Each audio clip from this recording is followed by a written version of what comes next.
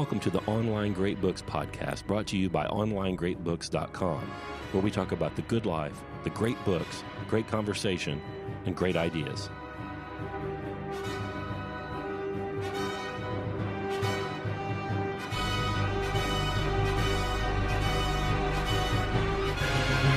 Hello, dear listener. This is Brett. Welcome back to the Online Great Books podcast. Today, Scott and Karl begin a lengthy discussion of the 2003 Dean Koontz thriller novel, Odd Thomas.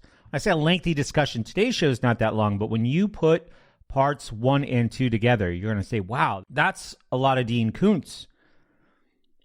Dean Koontz, while making, sure, a surprising appearance on the Online Great Books podcast, is one of America's most successful and most prolific novelists.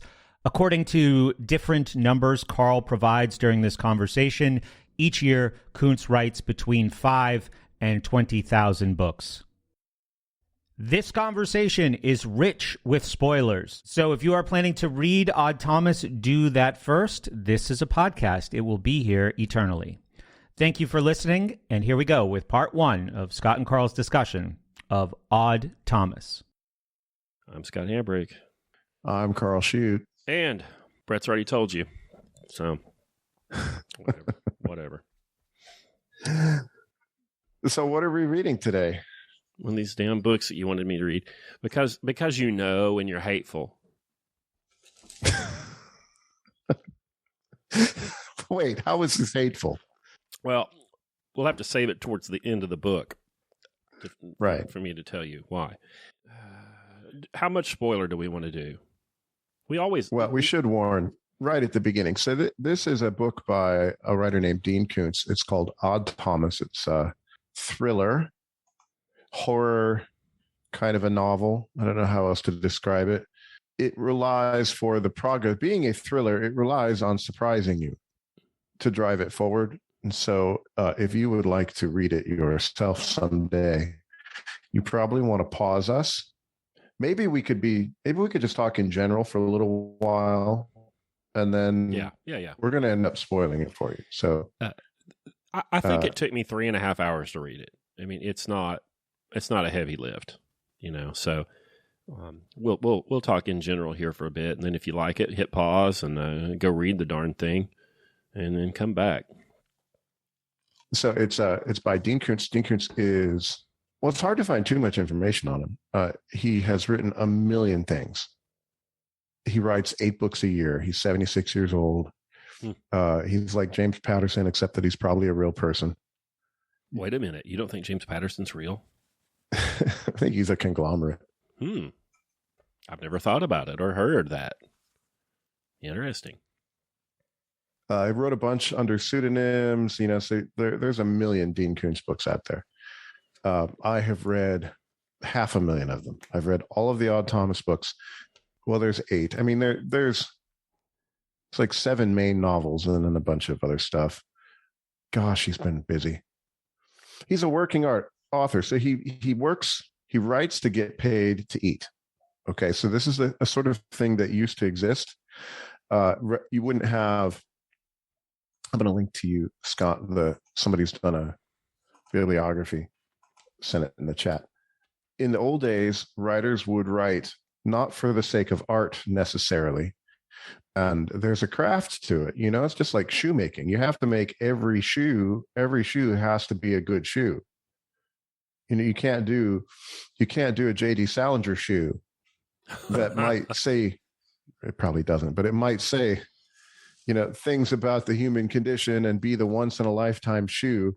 And then you quit writing shoes. I mean, you quit making shoes for the rest of your life and become sort of a mystical figure. You can't do that if you're writing to eat. That's what he does. And I think he's quite good at it. All of the stuff in the thriller, this book has these little short chapters, and you get to the end of each chapter and it's like a cliffhanger for the next one. And you have to turn the page. You can't not turn the page. You just have to keep doing it. I think his descriptive powers are pretty good. Is this high art? I don't know. It's a lot of fun. What do you want? You know, it's great storytelling. Yeah, it's a story. The reason I like it in particular, and we'll talk about it as we go, I think Dean Koontz appears to have a reasonably good metaphysics. Evil is evil. It's understandable. The good guys are actually good. Mm-hmm. As opposed to, say, a similar kind of author with pretensions of grandeur who is Stephen King, who writes similar books but can't bear to have characters actually be good. Yeah, someday we'll find out about Stephen King. You think he's got bodies in the backyard? Or a hard drive full of kids or something, I don't know. We'll find out. It'll come out. Good time. Yeah, so why do you read books? I don't just read for online great books. I don't just read Aristotle. I read for entertainment. And if you read for entertainment, what are you going to read? Well, I think this kind of stuff's a good choice. Yeah, I do too. I want good people. I want characters who are good. I'm not interested in anti-heroes. I'm not interested in all that kind of garbage, So this fits. What else can we say about it before we start spoiling it? You said it's a thriller, and it is, no question. But it read to me like a Dashiell Hammett novel, not in style, but in the setting and so on. It's like a noir detective thing, also. Have you ever Tell me more. Have you ever seen Chinatown? Many years ago. Yeah, California is the setting. That foul bastard Polanski directed it, but it's a great movie. It's so hot, like the heat, it's just a character in the movie. And he's looking for, he's dealing with corruption and he's a detective, and I don't know. It was evocative of Chinatown to me, and and the sort of Hammett novels, not because of the snappy dialogue or whatever you see in Hammett, but so the man is acting, Odd Thomas is acting on the side of good or even the law, but he has to do it outside of the law. So it's kind of, it's got that kind of thing going on. He's almost a private eye. Right. So the character, I have heard that Dean Koontz just sat down. I don't think he is the sort of author that works from an outline. I think he sits down and he starts writing a story, and then it goes where it's going to go. I mean, I don't know that you could outline 8 novels a year. No, that would be its own job. Yeah, I think he's probably telling the story to himself and enjoying it as he goes. And then sometimes they hit and they're really good, and sometimes they're just a Dean Koontz book. But this one is a little bit unique because the character's unique. I think he came up with the first sentence. My name is Odd Thomas.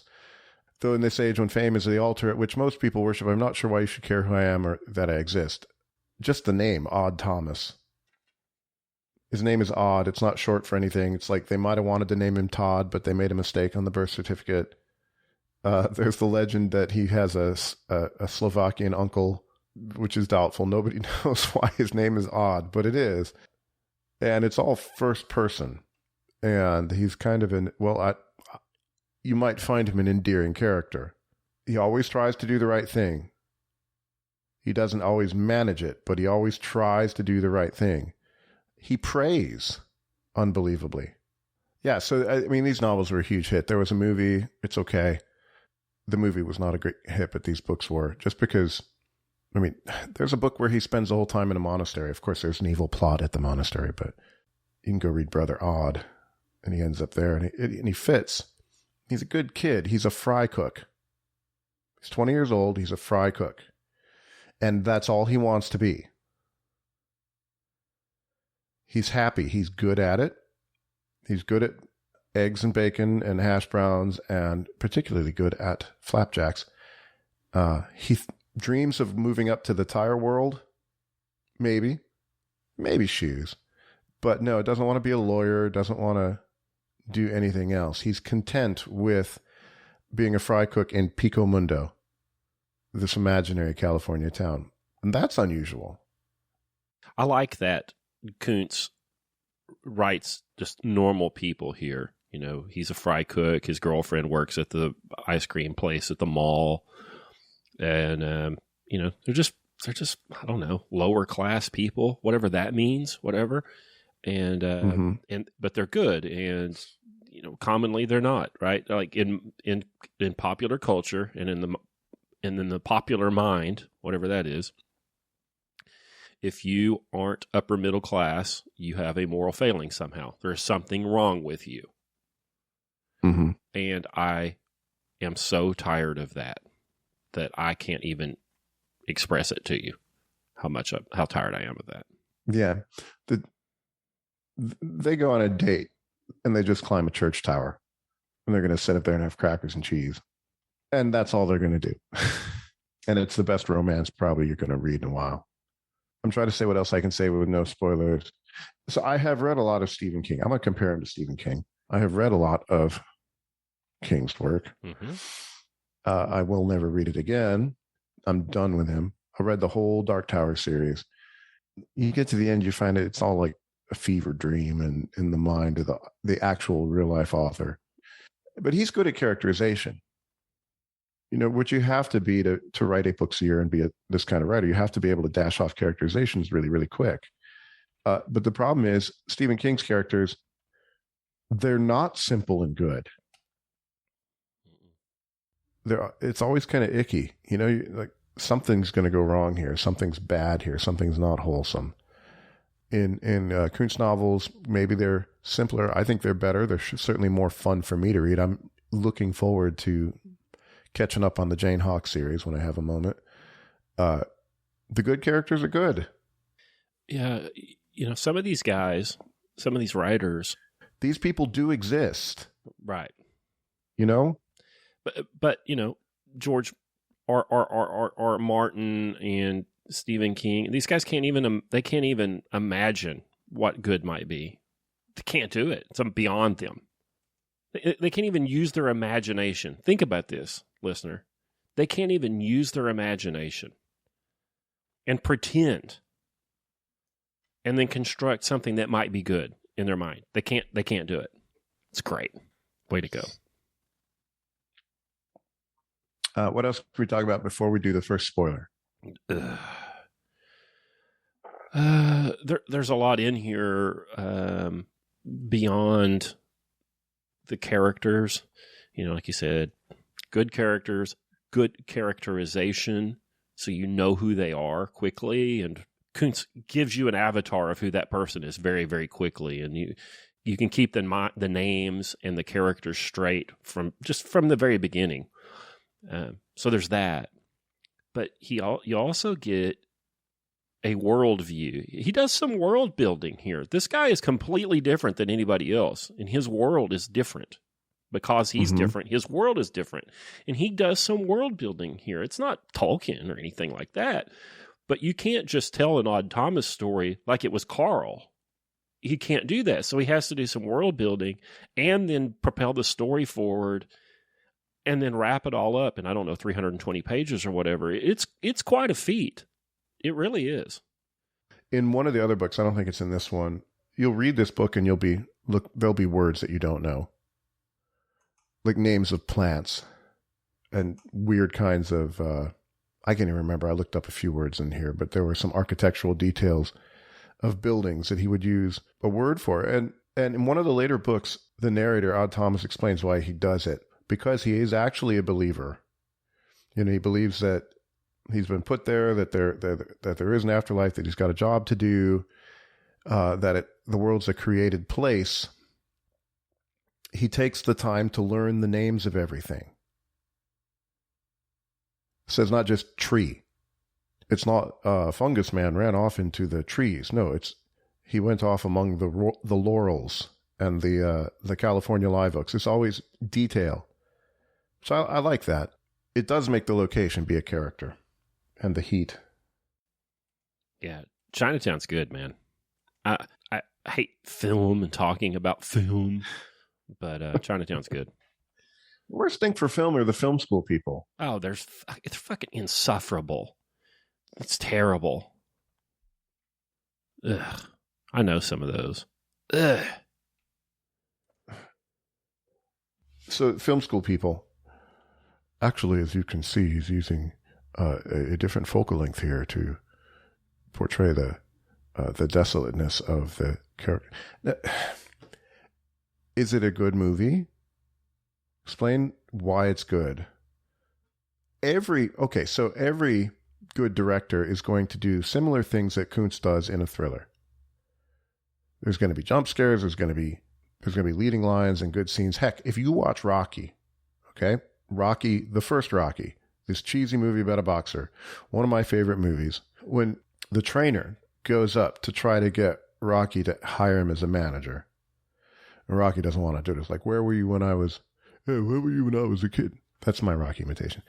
And starts getting mad, and so Mick just he leaves. He's this old man, and he's leaving. He's walking down the stairs, and then you have this scene that has the row houses, the Philadelphia row houses, making these leading lines, these down to the vanishing point, and you have the trainer. He's walking down the street, and he gets smaller and smaller, and so you can see, but they don't do any words.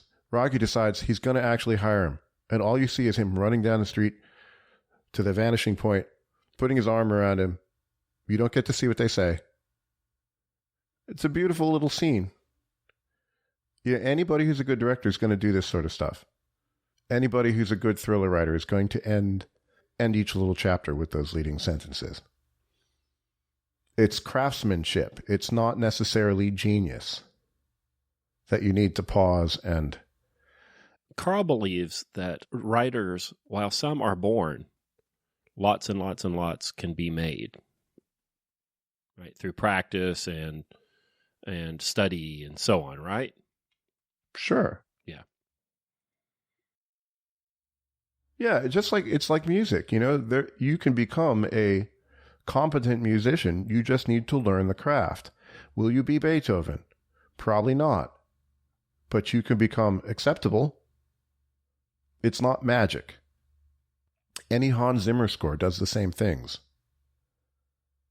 It's a craft. It can be learned. You get the habitus of it. Let's bring that word back in. You get the habitus of writing. You know how to write. You know how to construct a paragraph. Will it become genius? Well, maybe, but it sure won't become genius if you don't know the craft. It's very unlikely that you're just going to drop in as a writer and produce Moby Dick out of nowhere. You're going to have written travel novels and whatever else Herman Melville wrote for years, and then you're going to write Moby Dick, and a little bit of inspiration, but it's still a novel. It still has the same stuff. And so I guess my reason for bringing that kind of stuff up is I don't like the sneering. I don't like, Kubrick or bust. You ruin your taste and you say, I'm only going to listen to this very, very esoteric music or this particular weird author. No, I think that's wrong. I think that's why we have to read some Louis L'Amour. We've got to read some Louis L'Amour. Right. The guy wrote for a living and just 220 pages. Great story. Absolutely. All right. Should we do some spoilers? Yeah. Go read it. It takes 3 hours. Come on. Just go read it. Okay. Spoiler number 1. I'm warning you. This is a spoiler. Okay. So if you listen beyond this point, it's your own fault. Okay. Odd Thomas can see dead people.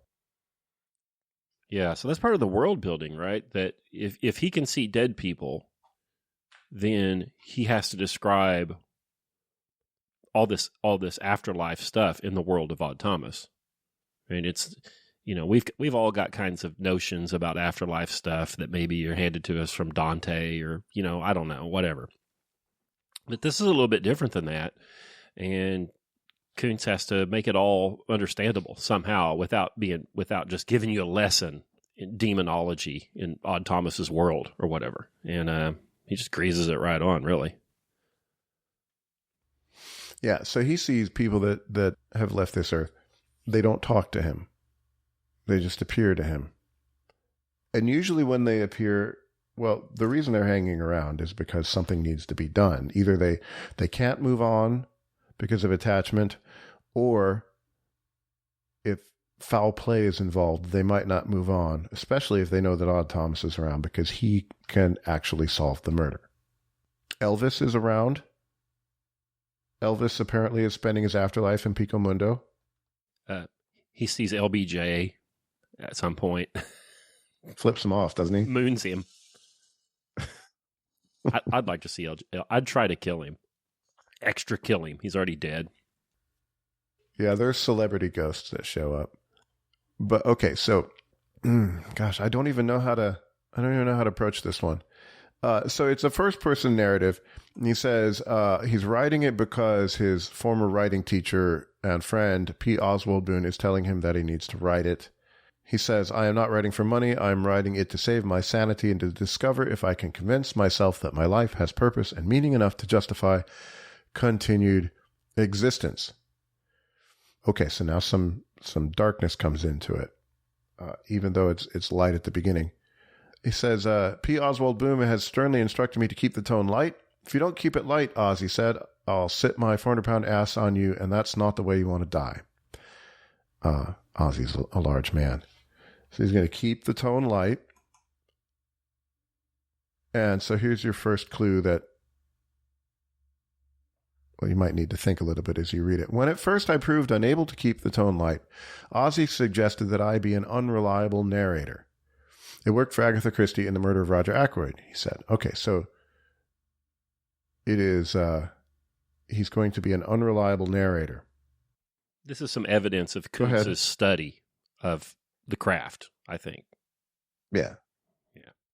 Yeah, and he says, understand, I'm not a murderer. I've done nothing evil that I'm concealing from you. So he's not going to reveal that he was behind the plot the whole time.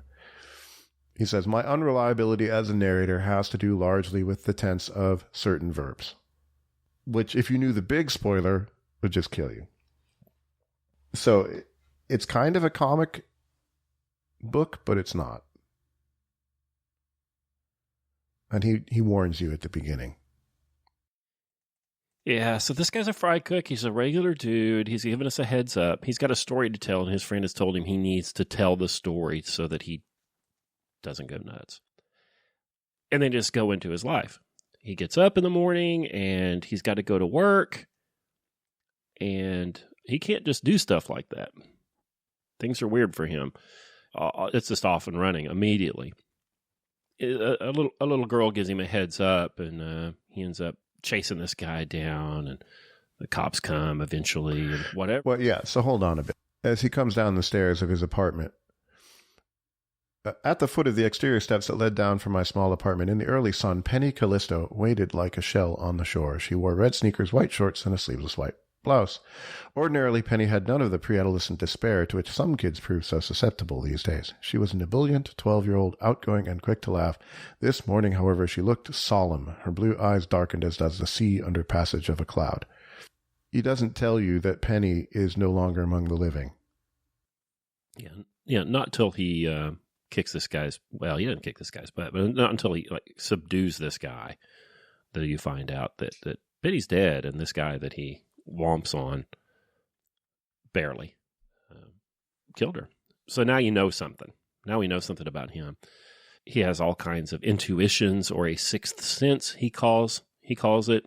And he deals with this problem. He has to call in late at work, where he's a short order cook, and finally gets to work and sees a dude that he just doesn't think is right.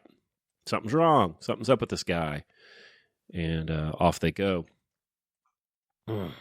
So when Scott got done with this book, let's see, let me read the text that he sent me. He said, I just finished it, damn you. Yeah. So let's just go to the end of the show. This doesn't have to be 2 hours long. You know that I think that this is all just tryouts for the second round.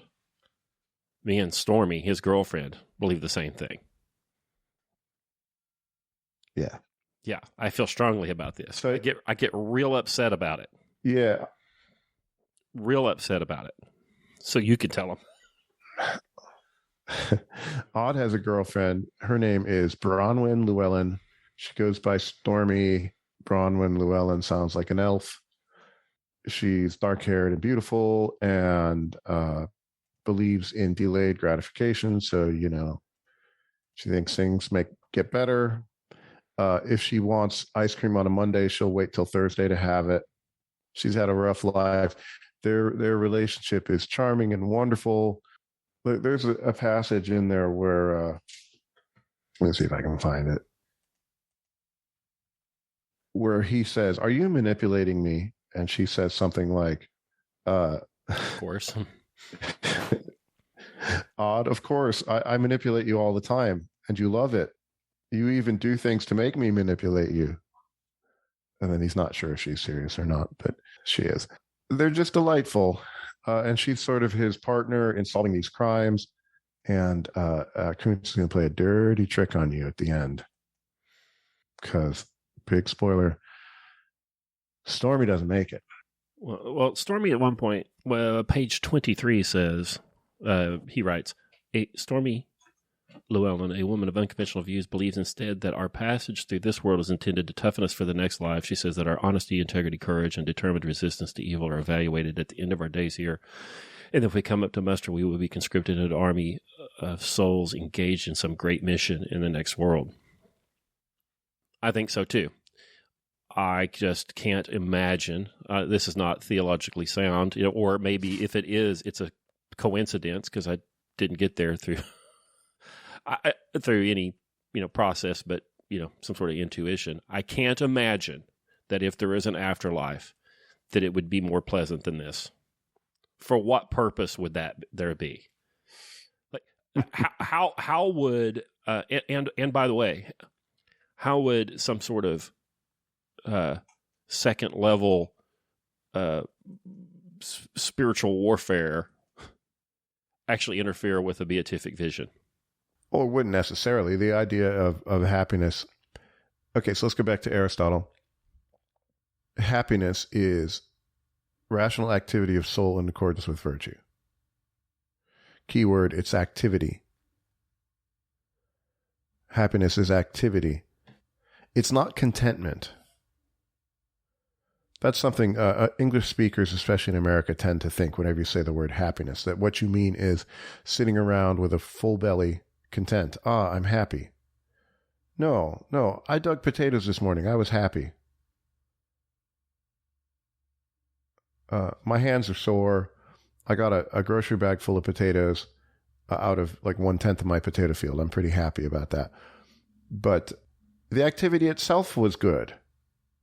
That's what I mean when I think he's got a decent metaphysics.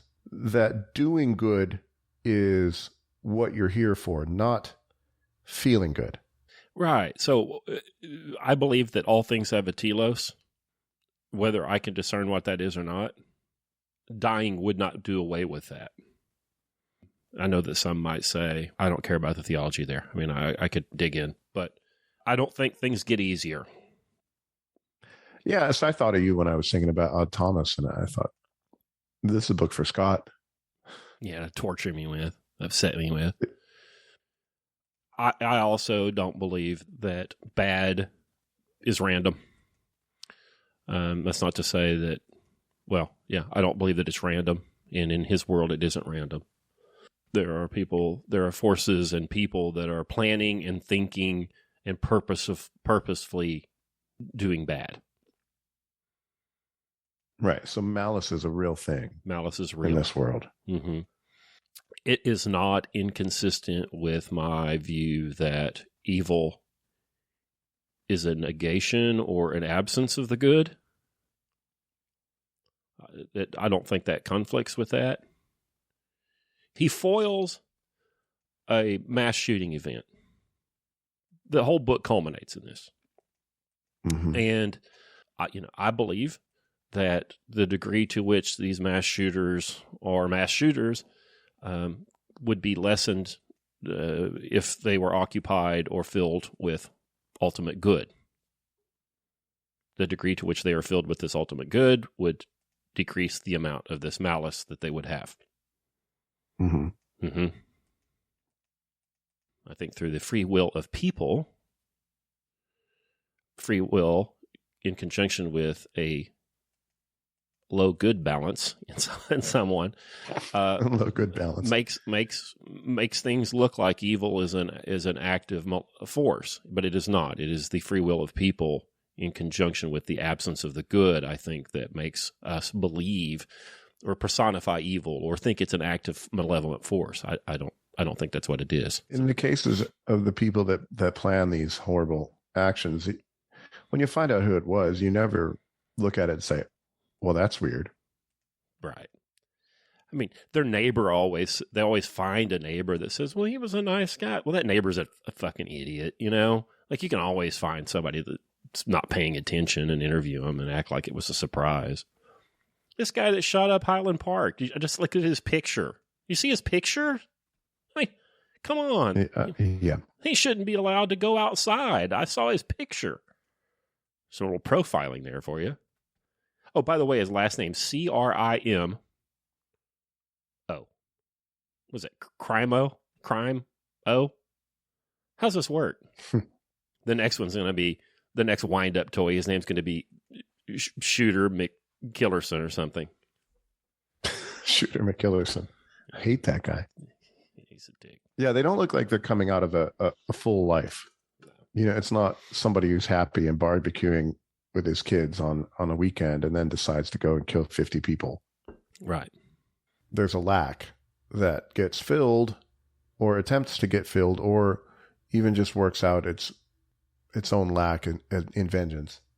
Yeah, so there's a plot. The what is his name? Bob Robertson, they call him Fungus Man, shows up in the Pico Mundo grill. He doesn't do anything wrong. He just seems really weird.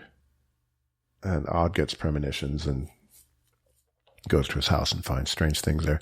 Beginning of chapter 4, I see dead people, but then, by God, I do something about it. So there's Odd Thomas for you. Yes. There's I want to talk about some of these characterizations. I like the description. I've read a whole bunch of Dean Koontz. I like the description, so I'm just going to read some random passages here. Okay, so this is about Rosalia Sanchez. This is in chapter 4. Her kitchen smelled like chilies and corn flour, fried eggs, and jack cheese. I'm a terrific short-order cook, but Rosalia Sanchez is a natural-born chef. Everything in her kitchen is old and well-worn, but scrupulously clean. Antiques are more valuable when time and wear have laid a warm patina on them. Mrs. Sanchez's kitchen is as beautiful as the finest antique, with the priceless patina of a life's work and of cooking done with pleasure and with love. Yeah, that's nice for me. I like that a lot. He has to go talk to Rosalie every morning because she's afraid that she's turned invisible. And he has to go remind her every morning that he can see her and that she's not invisible. So she's got some problems. Everybody in the story does, except for the police chief and his wife, who later get problems, you know? Yeah. Really, everybody in here is a broken toy. You know, a terrible family life or tragic losses, or in the instance of his writer friend, he's obese and he's trapped in this world of his own creation because he's just so big that he can't do what normal people do. Do we ever find out who blew up his cow? No. He has a big fiberglass cow, which out here by me, there's a few of those. There's a farm that has a big fiberglass chicken and a big cow on poles out in front of their place. Well, that's what Ozzy has, and somebody has blown it up. There's some autist right now trying to figure out where you live. Nowhere in particular. Yeah, it's just a little loose end. I don't think it gets resolved in the future books either. It's just the mystery of the exploding cow. But so if you like, and you claim not to like people, and I don't think it's true. Yeah, so I mean, that's why I look at this and I think this is a Scott Hambrick book. The characters are treated with such kindness. Not niceness, that's a different thing. But kindness, you know, that they're all understood, they're all, like Rosalie is crazy, you know? Yeah, but she's crazy for a reason. Like, you know, he goes into why she's crazy. She's not just a crazy old cat lady or something. Mm-hmm. You know, her whole damn family died in 9/11. That's why she's crazy. Yeah, they all turned invisible. That's how she understands it. And so she's worried that she herself will become invisible. which of course will happen at some point. Which of course is interesting because the dead are visible to him, to Thomas. Right. You know, so for her, she's the anti-Thomas there. You remember when Shia LaBeouf had that like art installation thing, and like he will not divide us or whatever, and it had like a live feed with a camera pointed at this sign, and then people would steal the sign. You remember this? And then he like ended up putting it in near the North Pole, and autists kept finding it because they would see like the constellations, the stars in the background, or like contrails from aircraft, and they would find it and steal it. Do you remember when they were doing that? It was like 2015, 2016. Oh gosh, vaguely. Yeah, that's what they're going to do to you because you mentioned the chicken. There's many chickens, and there are many cows. There are. There are fiberglass chickens and cows all across this great nation. No, when I was in high school, they used to. There was one that was at a restaurant in. I'm not going to name the town, but there was a chicken serving food, that's hand out to the side. And the thing is, the chicken kept getting stolen, and it would travel around the town. Similar thing. I don't think anyone ever blew it up. Rosalia says, "You are a good boy, Odd Thomas." She cooks some food. You have all these little... So, which is another thing for a thriller, okay? So, when I was getting to the end of my Stephen King phase, I didn't care if the characters lived or died. Because, they're just like twisted Stephen King things. And you read Odd Thomas, you get through this chapter 5, and Koontz has made you care about the non-existent Rosalia Sanchez. You have to like the characters that are going to be in danger when the bad events happen, or you don't get the tragedy. It doesn't work. You won't get the thrill of them if they manage to make it, or you won't get the tragic dimension of it if they don't. It can't just be random people. What about the Bodaks? I thought those were pretty interesting. So, Odd Thomas sees dead people, but he also sees other things. Ghosts, kind of dark, gray, smoky, inky black shapes that show up. Yeah, they're people. They're personified, I should say, and they're drawn to negativity of some sort. Like, not just like somebody with a bad attitude, but like bad events and bad psychic energy, I guess you would say. They seem to know what's going on before it happens, and Thomas can see them and think, uh-oh, something's up. He can follow them and kind of figure out, where something may be happening, or that something's afoot, or whatever. Seems right. Yeah, I remember. My wife has read this book too, and we've talked about them, and I think you can see them sometimes. So, they're trying to figure out what they are. Stormy, a woman of unconventional opinions, thinks just that they're demonic. Odd disagrees with her and thinks that perhaps they are time travelers. That from some future, they're able to project in the past, but they only want to go see the most violent and horrible things. They're like Twitter mobs from the future. He doesn't talk Twitter in the book, but that's how I think of them. And they're so creepy because, like you said, it seems right that there are lots of people that are really attracted by bad stuff and just want to be around it. And it creates tension in the book because when he says, and then 50 Bodaks came out of the house, you're like, uh-oh. That's not good. Bad things are going to happen. But they're really interesting because they don't seem to cause evil. They don't seem to cause bad stuff. They don't seem, while they're menacing or threatening or whatever, nobody can see them. They can't really do anything. They're just there. As I say this, that sounds like it's a silly, a silly plot device or something, but it's not. Yeah, I think it shows his metaphysics. Like he believes that there are entities that feed off of this stuff. And that's what daytime television is, right? Oh, yeah. Yeah, why would people watch Jerry Springer? Mm. You watch it because you want to see the... So Jerry has the guest on, and it's a setup, right? The man's on because he's been identified as cheating on the woman, but then they'll turn to the woman and say, but we have a special guest for you, and it turns out to be her other boyfriend who's cheating on her, and you get to watch her just be destroyed by finding out that everything she thought was true isn't. And the crowd is laughing. They're Bodaks. They're just in physical form. Yeah, and I think the first time he'd seen them, no. The first time he saw it, there was a little boy that saw it too, and he acknowledged the Bodak, and he says, "Do you see this?" or whatever, and he named them, and then he was instantly killed, like a runaway truck, like just smashed him against a cinder block wall. So right, so maybe they can act, but you're not supposed to know that they're there. Right, maybe they can act, and so he always behaves as though if they knew that he knew that they'd get him, but they never actually, but they never know. Although at the end he alludes to maybe they did know, but you don't know. Maybe you did know, but you don't know. You don't know. I don't know.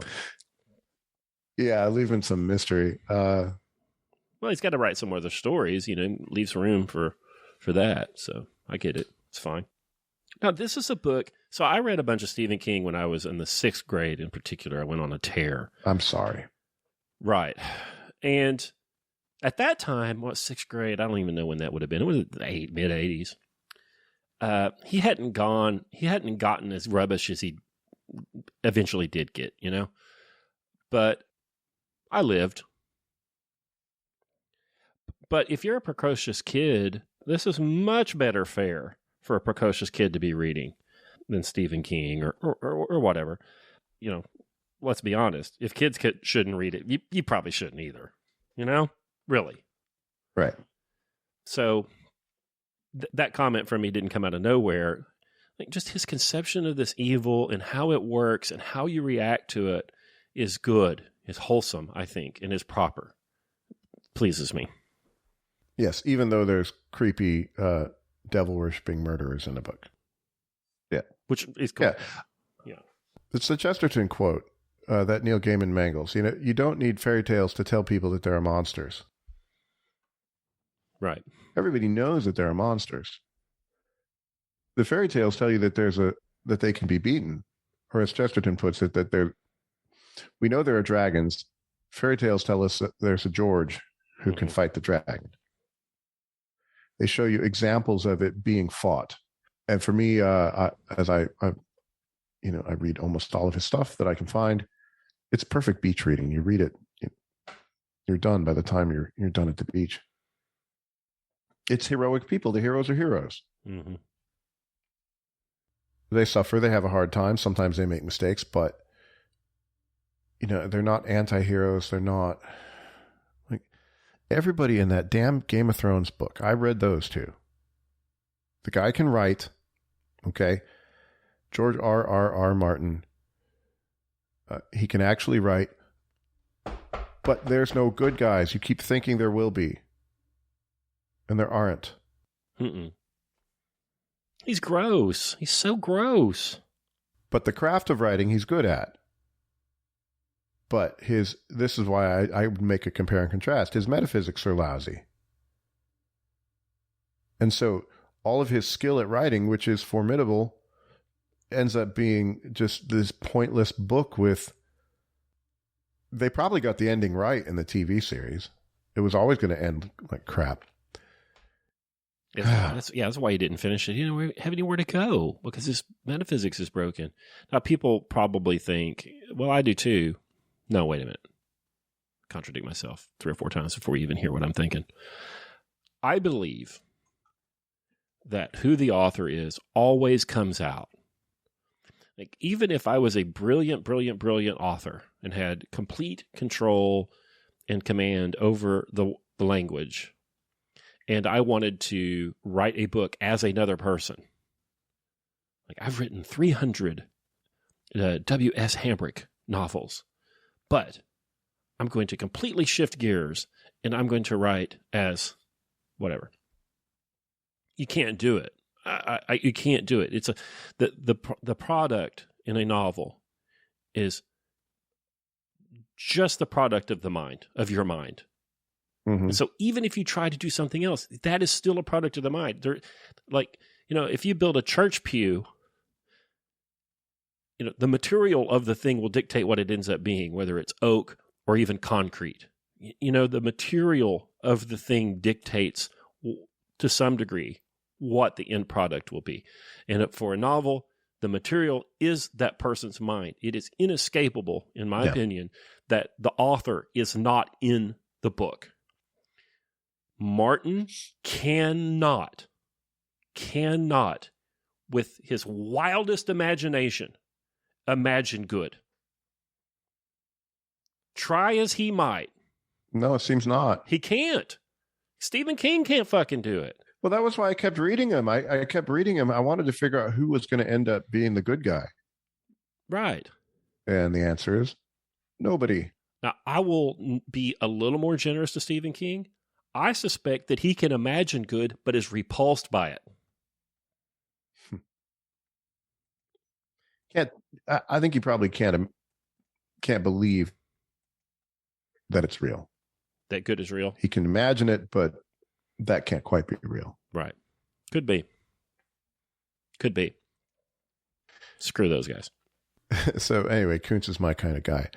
I want to read, this is from page 38 in the Kindle edition. And if you do want to read this, dear listener, even after hearing all the spoilers, I'm so sorry. You might be able to get it from your library, digital copy. But I like this kind of thought. So he's talking about being a short order cook. I'm going to read, I think, 3 paragraphs.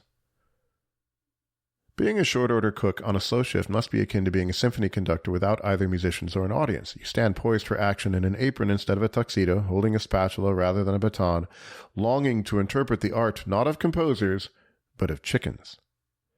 The egg is art, sure enough. Given a choice between Beethoven and a pair of eggs fried in butter, a hungry man will invariably choose the eggs, or in fact the chicken, and will find his spirits lifted at least as much as they might be by a requiem, rhapsody, or sonata. Anyone can crack a shell and spill the essence into pan, pot, or pipkin. I have to look up what a pipkin is. But few can turn out omelets as flavorful, scrambled eggs as fluffy, and sunny sides as sunny as mine. This is not pride talking. Well, yes, it is, but it's the pride of accomplishment rather than vanity or boastfulness. So I read this and I absolutely 100% love it.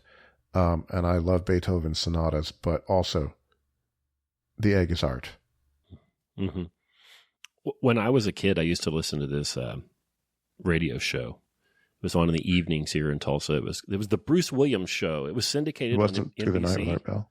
Bruce Williams. I think I listened to Bruce Williams. Yeah, he was a small business guy. He gave all this small business advice, and he was a huge influence on me. And he owned all kinds of small businesses. He would start them and go on and start another one, like floral shops and restaurants and just like a lumber yard, like all kinds of different stuff. And he was just no nonsense, not full of shit at all. And I just loved the guy. People would call and they would have these things they wanted to do or wanted to try, and they would be tentative about it or afraid they couldn't do it. And he would just at once be inspiring and brutal. And he was perfect with it. I remember a guy called in and he was talking about he wanted to go to law school. And Bruce Williams was like, I've always been interested to go into law school. He's like, I'm a busy guy. I've got this business, that business. I do this show 5 days a week, blah, blah, blah. He's like, I will bet right now, anyone that will take me up on it, I will bet $1 million that I can go to law school, graduate in 2 years with a 4.0. Nobody took him up on it. But one of the things he did when he was a young person and had just got married was he was a short order cook. And he would talk about short order cooking, and he would just get like misty about it. He loved it. He bought a diner just so he could go back and cook. Yeah. And he every now and then he'd be like, I think he was in New Jersey. He's like, I'm going to be at Sunny Side Up in New Brunswick Saturday morning, you know. Come on and see me. He loved it. He would talk about it all the time, and it was all his analogies were about, you know, business analogies would be about, you know, being a short order cook and operating your business or whatever. You know, keeping all the projects in your mind and serving the client like on time, perfect orders, low cost, efficient movement, like everything. He just loved everything about it. And I remember listening to him and like, I want to be a short order cook, you know. Yeah, well, if you're going to do it, you know, it's like Maritain said it, everything that humans make is art. It's not all fine art, but it's all art, and it might as well be done well. Yeah. Yeah, everything he did, he's like, I'm going to be as good as I can possibly. He was like, I will break my ass to be as good at it as I can be. So later on, I had a business, and we had 60,000 square feet of warehouse. And I would go out there and sweep, and I would just try to polish the concrete with the broom. Mm-hmm. Like you got to sweep anyway. Like, but why not make it shine? Why not? Yeah. That's Bruce Williams. I'm getting all choked up thinking about him. Yeah, I have a kid that she misses her grocery job. She loved it because she loved bagging. Mm-hmm. Yeah, so I really, really like that Odd Thomas is a fry cook and loves it and doesn't think that he needs to move on to law school. Besides, there's a lot of Bodaks at law school. Oh, yeah. There's fewer in the fry cook thing. Bruce Williams, he began by melting down lead pipes into toy soldiers and selling them to other children at age 11 during World War II. Later in life, he entered a wide variety of business ventures, including insurance sales, driving a beer truck, driving a taxi, real estate sales, a flower shop, a barber shop, several nightclubs. He drove an ice cream truck. He ended up being on boards of banks and restaurants. And the guy's sense of life just came out of everything he did. I just loved it. And there are like bootleg audio recordings of him out there where somebody was just running the, you know, cassette tape recording his show in like 84, you know. I've looked up some of them and listened. Yeah, so all right, bad guy shows up and a bad guy shows up. I love the description of him. Let's see. In the desert summer that had toasted every resident of Pico Mundo, this newcomer remained as pale as bread dough. Across his skull spread short, sour yellow hair, furrier than a yeasty mold. He becomes fungus guy. That's what they call him. You know, really quick characterizations. There's nothing in particular evil that they can tell. It's just magnified by round, wire-framed lenses. The customer's eyes disturbed me. His smoky gray gaze floated across me as a shadow across a woodland pool, registering no more awareness of me than the shadow has of the water. The soft features of his wan face brought to mind pale mushrooms that I had once glimpsed in a dark, dank corner of a basement, and mealy puffballs clustered in moist mounds of forest mast. Well, now I need to look up what mast is. That is the decaying leaf litter and organic debris on the floor of the forest. Yeah, my dictionary does not have that. Yeah, just ask me. I kind of knew that's what it was, but I got all the answers. Yeah, so Dean Koontz exceeds the capability of the Kindle dictionary. You'll need to use the OED, the Oxford English Dictionary, which you get as a benefit as a member at Online Great Books. Yeah, he said at the mall that the cars were serried and reflecting a constellation of suns off the windshield, or something like that. But serried. Like, I don't know what that means. I had to look it up. Soldiers would be serried in ranks on the parade ground, for example. So it's like series. It shares a root with that. Yeah, I like that kind of thing. I don't usually have to look up words. Yeah, nor I. But, you know, why not use some, you know? Going to write a book, why not use one? Not everybody knows. You don't want to just beat them over the head with a vocabulary lesson on every page. but it's good. It's good to get a couple in there. No, and it's the perfect word. Yeah. So he does. Let's see. I've come to believe that Bodaks don't foster terror after all, but take sustenance from it in some fashion. I think of them as psychic vampires, similar to, but even scarier than the hosts of daytime TV talk shows that feature emotionally disturbed and self-destructive guests who are encouraged to bare their damaged souls. So I can imagine, the author coming through. I imagine Koontz just like flipping on the TV and seeing daytime TV, and now Jerry Springer's a Bodak in the book. Yeah, so almost everybody would agree, okay, the voyeurism, the schadenfreude, whatever, in watching Springer ain't good, right? Well, what about all this true crime shit that all these women watch and love? Oh, hate it. Love. Well, they watch that. They're like, well, this really happened, and, he really is the bad guy. Somehow they don't see that. They see that as more wholesome than watching Springer. I do not. I do not. I do not like that stuff whatsoever. No, just watching it for its own sake. Okay, allow me to get biblical. All right, so there's this story. Noah was the first man to cultivate the grape.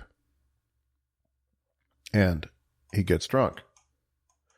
And one of his kids... Ham, I don't know. One of his kids sees him passed out naked and then goes to tell his brothers. Well, his brothers walk backwards with a blanket and cover him up and don't look upon their father's nakedness. And the one that did it gets cursed.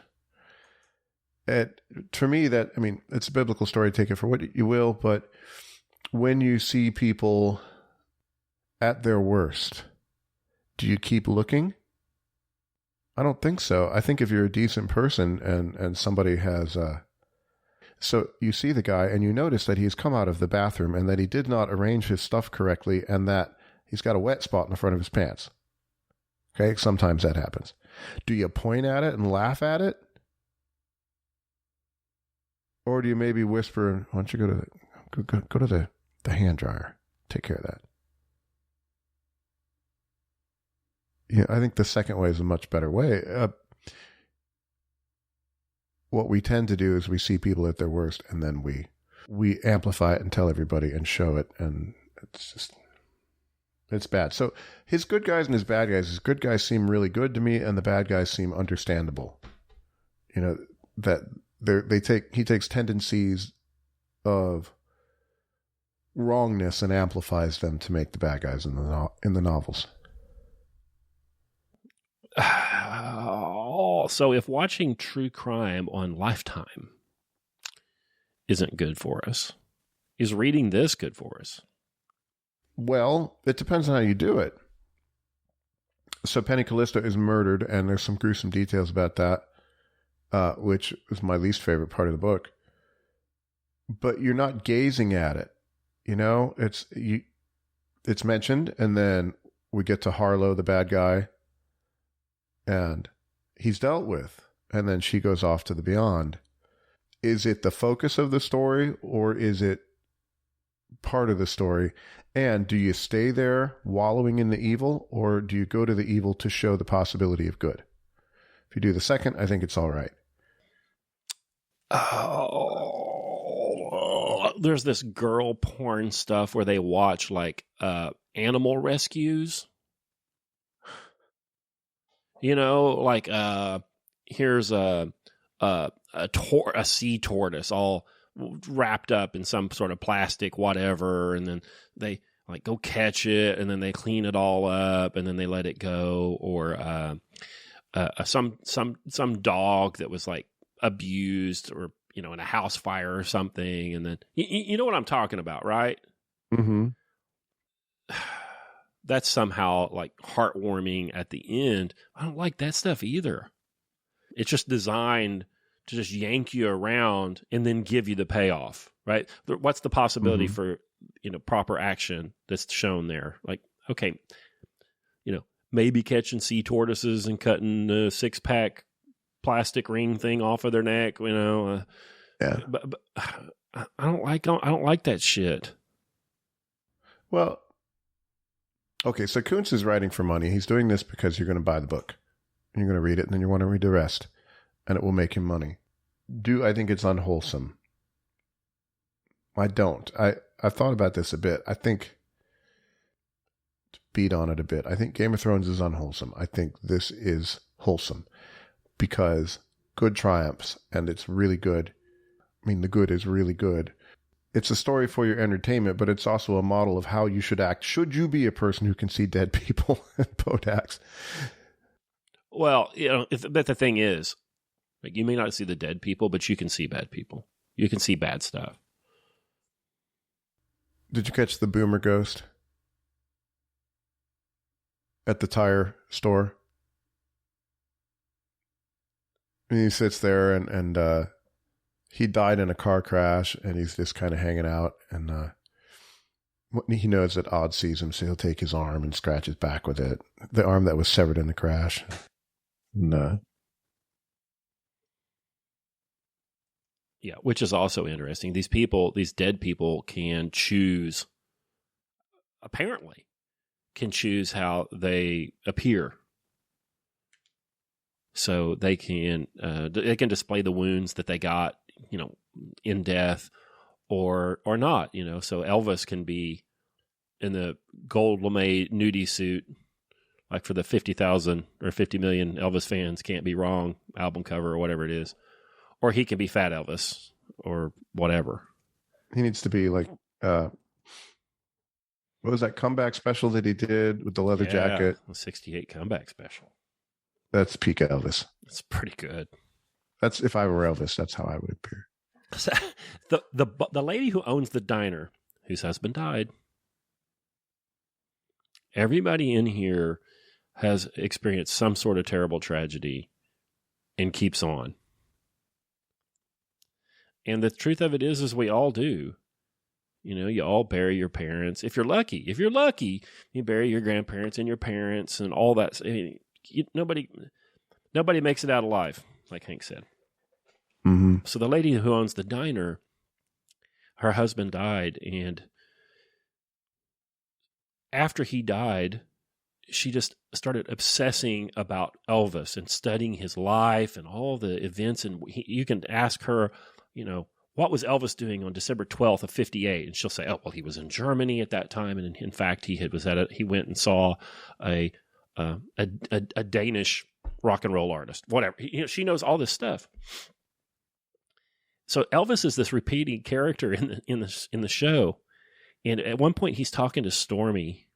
Odd Thomas is talking to his girlfriend, Stormy. And Stormy said, oh, well, something about Gladys, which was Elvis's mother. So they know that something bad is going to happen on August 15th because one of the bad guys had that page like torn out of his calendar. And it was between the date that on Elvis's mother's death and Elvis's death, which is August 17th. But anyway, Stormy knew Elvis's mom's name. And Odd Thomas writes, which is Dean R. Koontz. Dean R. Koontz writes, that guy was so famous that 40 years after his death, people remember his mom's name. There is no celebrity like that. What was Michael Jackson's mom's name? I have no idea. I know his dad's name. That's because he was a scoundrel. The reason they know Elvis's mom's name is because he loved her so much. And for Odd Thomas, he writes how lucky Elvis was. And not because he became this star. I mean, he died early. There was a lot about his life that was tragic. But his parents cared for him, and he cared for them the whole time. Yeah, so Elvis consoles him. Yeah, Stormy's parents are not even characters. She was in an orphanage. Mm-hmm. Plane crash. Yeah. And Thomas's parents are alive, but worse than dead. Yeah, we'll get to that. There are details. The romance between Stormy and Odd is delightful, wholesome, good. This is page 61. In 5 minutes, Stormy came out of Burke Bailey's with 2 cones of ice cream. I enjoyed watching her walk toward me. Her uniform included pink shoes, white socks, a hot pink skirt, matching pink and white blouse, a perky pink cap. With her Mediterranean complexion, jet black hair, and mysterious dark eyes, she looked like a sultry espionage agent who had gone undercover as a hospital candy striper. And she says, when I have my own shop, the employees won't have to wear stupid uniforms. I think you look adorable. I look like a goth Gidget. Perfect. Which made me laugh. Well, that's what we all want anyway.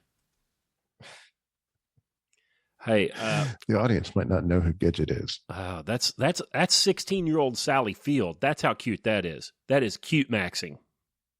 Midget is short for girl midget. Yeah, Sally Field. Oh my gosh, when she was just the cutest thing that ever lived. I was just poking around the Koontz bibliography. Apparently, he wrote a book in 1981, or published a book in 1981 called How to Write Best-Selling Fiction. I might have to find that. 16 used copies on Bezos' site for $288.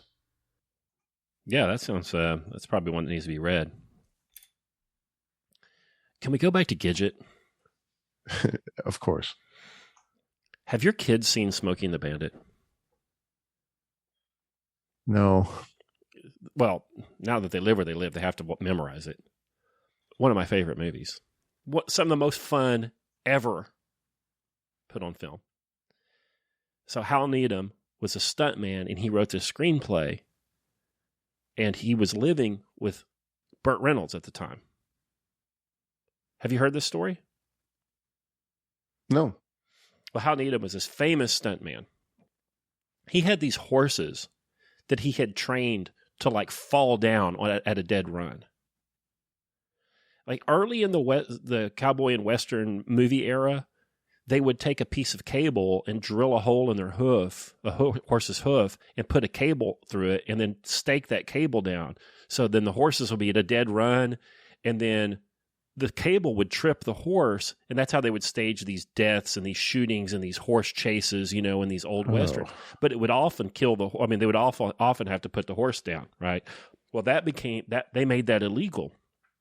Hal Needham trained horses to he could just rein them and just flip them.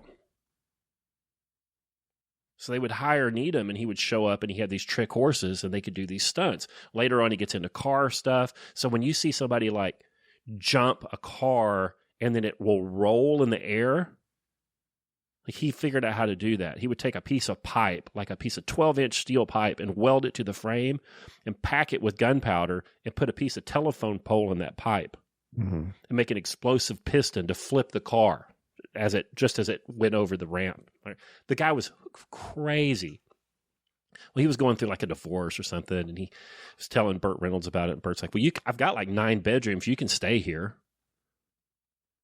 Well, I saw an interview, and Reynolds was like, well, I told him he could stay there, and 9 years later, he was still there. And then they cut to Hal Needham, and Needham's like, Reynolds has a terrible memory. He's a terrible liar. I was there 12 years.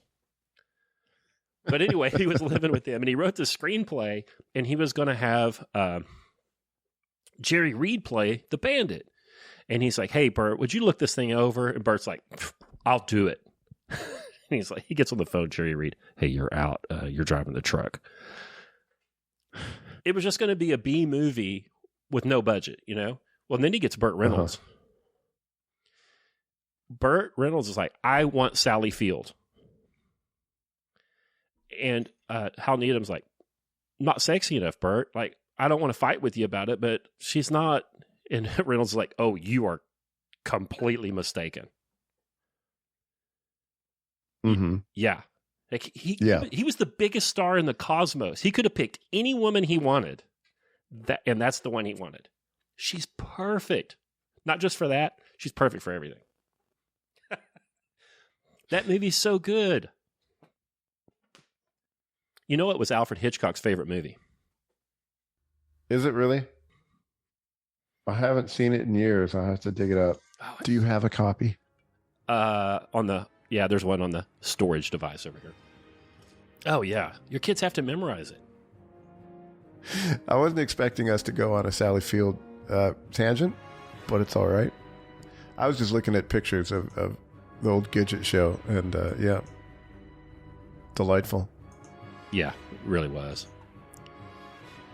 Oh yeah, you and your kids got to watch that and have Diablo sandwiches while you watch the show. What else?